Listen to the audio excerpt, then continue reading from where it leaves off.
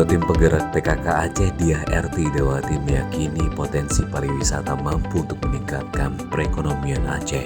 Apalagi sektor pariwisata saat ini menempati posisi ke-8 yang memberi kontribusi bagi produk domestik regional bruto PDRB Aceh.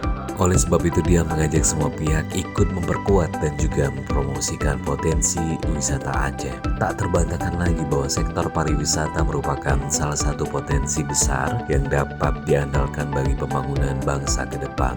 Ujar dia saat membuka seminar pariwisata dan ekonomi kreatif Aceh Sumatera Expo di Jakarta, Rabu 13 November 2019.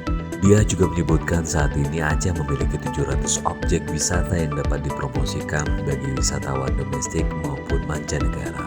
Potensi besar tersebut, kata dia, seharusnya dioptimalkan agar nilai-nilai sosial, budaya, dan ekonomi yang melekat di dalamnya dapat dikembangkan. Dia juga berharap seminar pariwisata dan ekonomi kreatif Aceh Sumatera Expo tersebut dapat memberikan pemahaman bagi semua pihak agar mampu mengoptimalisasi sektor pariwisata Aceh.